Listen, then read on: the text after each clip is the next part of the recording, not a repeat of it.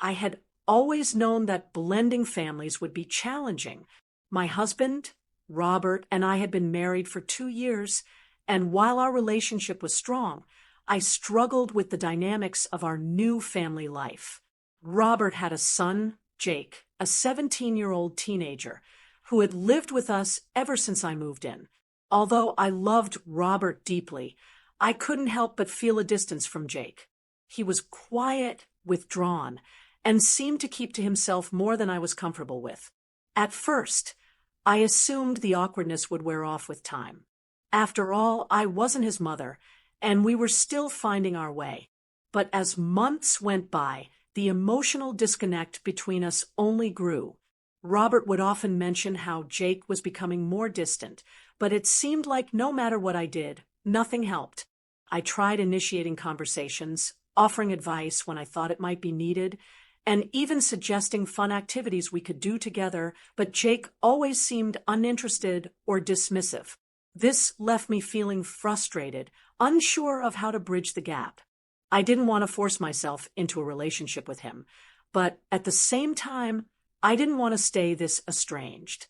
I began to wonder what it was about me, if there was something about the way I interacted with Jake that made him shut me out. The fact that we lived in the same house, yet barely spoke, only deepened the sense of isolation. Every day felt like I was walking on eggshells around him, unsure of what I could do to make things better.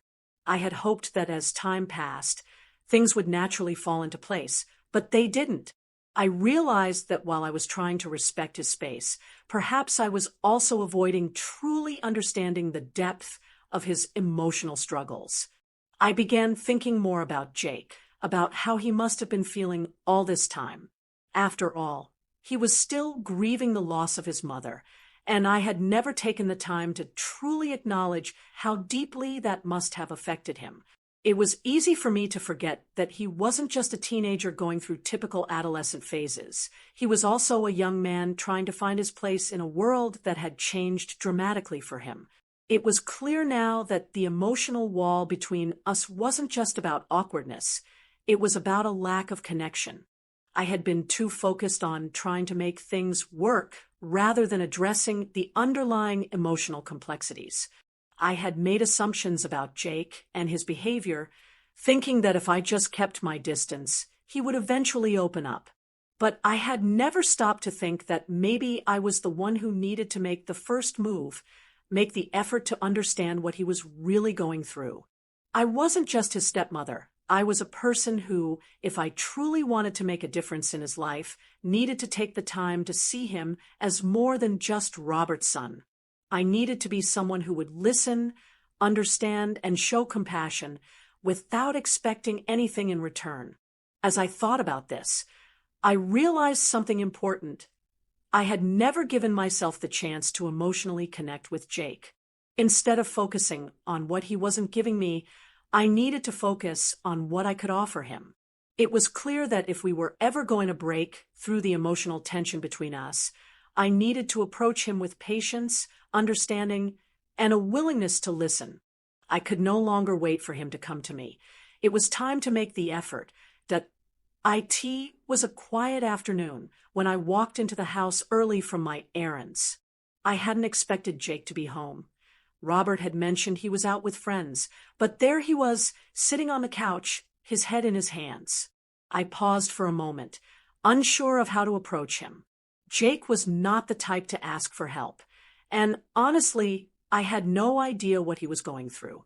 Yet, seeing him like this, vulnerable, made me feel like I couldn't just walk past him without doing something.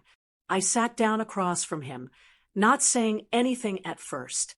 I wasn't sure what words would make a difference, but I knew silence was the first step. He looked up at me, and there was a hesitation in his eyes. His gaze dropped quickly, and he let out a frustrated sigh, as if he didn't want to be seen this way. But I wasn't going to pretend everything was fine. Not anymore. This wasn't about awkwardness. This was about reaching out, showing that I cared, even if he didn't know how to accept it. Jake, you don't have to talk about it if you don't want to, but I'm here, I said softly. I watched as his shoulders tensed, as if he was going to shut me out again. But instead, he simply nodded. The silence lingered, heavy and thick with the unspoken, but it wasn't uncomfortable. We both just sat there in a moment where words felt unnecessary. Slowly, Jake lifted his head and began to speak. His voice was quieter than usual, laced with uncertainty. "I don't know what's wrong with me," he muttered. "I can't focus on anything anymore. It's like nothing matters." I could see the frustration in his face as he tried to explain feelings that, up until now, he had kept locked inside. There was so much pain behind those words. I could feel it in the way he spoke, as if he was finally acknowledging that something inside him had broken, and he didn't know how to fix it. I listened, not interrupting, just taking in everything he said. It was difficult for him. I could tell. He had always been the kind of person to bottle things up, to deal with everything on his own, but now he was cracking under the weight of it all. "I know it's been hard with Mom gone," I said carefully, trying not to sound like I was assuming I knew his pain. "But you don't have to carry it alone." I meant it. I wanted him to understand that even though I wasn't his mother, I was still a person who cared about him. I didn't want to be a stranger in his life anymore. Jake seemed to struggle with my words, his eyes darting around the room, as if he was looking for a way to escape the conversation. But after a few long seconds, he looked at me again, his expression softer now. "I didn't think you'd want to hear it," he admitted quietly. "I don't know how to talk about this stuff." "I get it," I replied. "But sometimes saying something out loud makes it feel less heavy." I gave him a small, understanding smile. "I'm here for you, Jake, no matter what." There was a long pause, and then, to my surprise, he nodded, a barely noticeable shift in his demeanor. I didn't expect him to suddenly open up completely, but in that moment, I felt like we had made a breakthrough.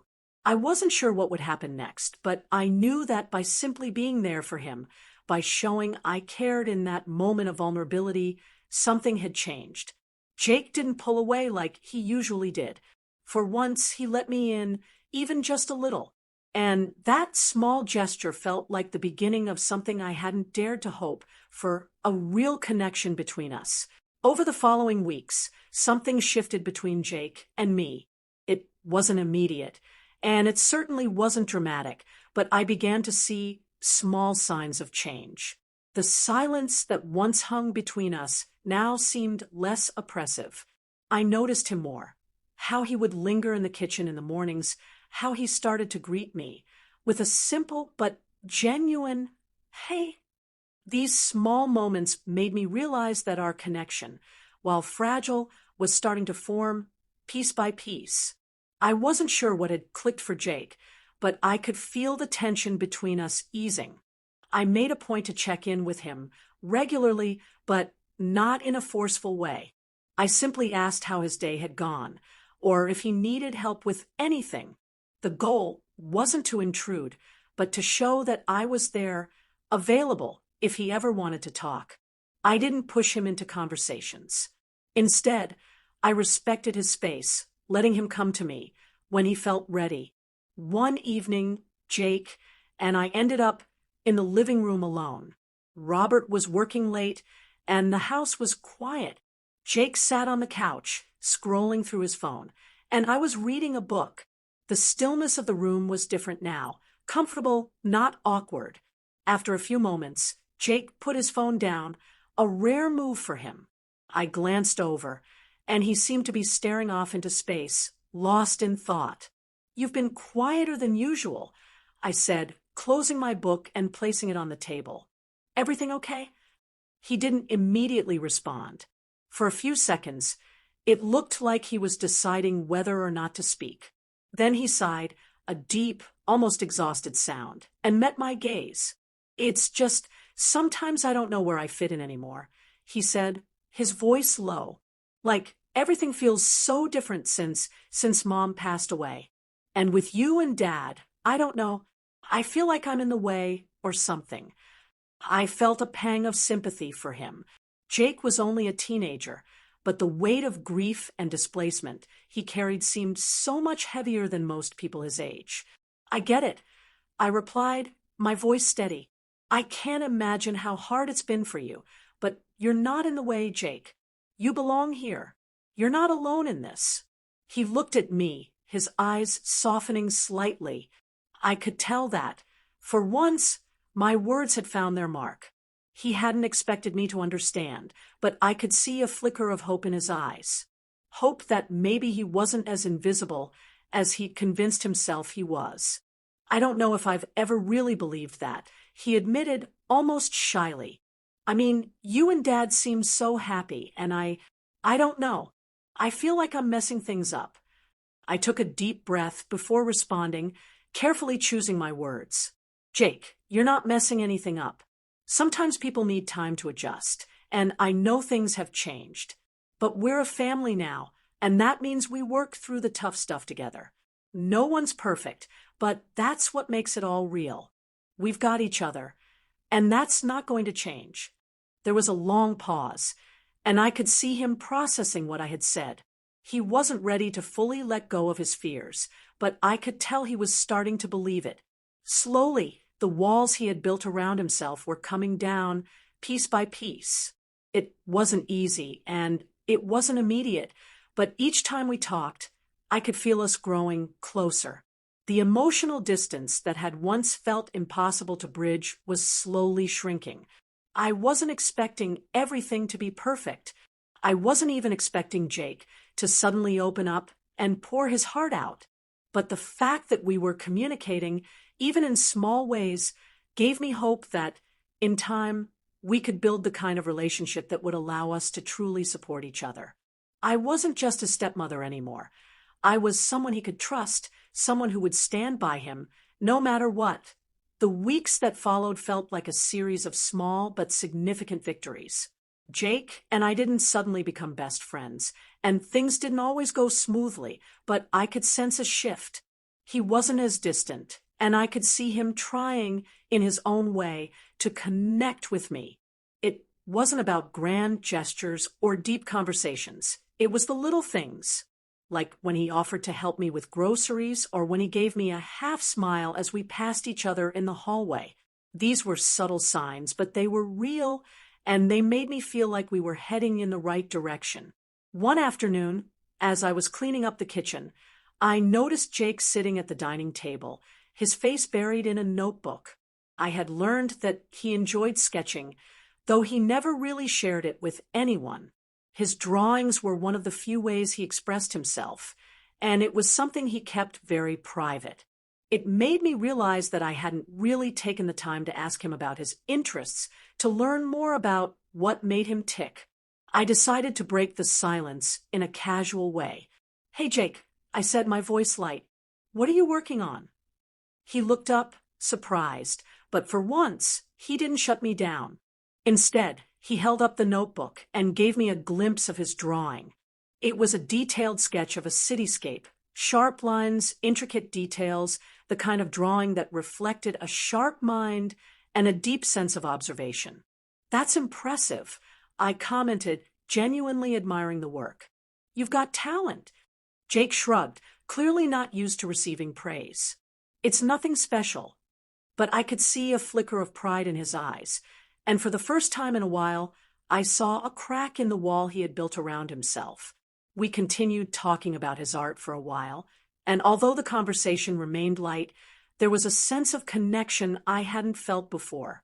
It was as if we were sharing something real, something that was just for us, without any expectations or pressure. That evening, after dinner, Jake came up to me and asked if I wanted to see more of his sketches. It was an invitation, a small but important step, and I didn't hesitate. We spent the next hour flipping through his sketchbooks, talking about the things he liked to draw, the places he wanted to visit, and even the emotions behind some of his work. It wasn't a deep emotional conversation, but it was something. It was us sharing a moment, creating a bond through something he was passionate about. In that moment, I realized that the connection we were building didn't have to be forced or rushed. It was slow, steady, and full of small moments that meant the world. We didn't need to have everything figured out right away. What mattered was that we were both trying, and that effort alone was enough. The emotional distance that had once felt insurmountable now seemed smaller, more manageable. It was no longer about me trying to fix things or make Jake accept me as a part of his life. It was about us both understanding that the road to a genuine connection wasn't always easy, but it was worth it. And as time went on, I knew that whatever the future held, we would face it together, one small step at a time.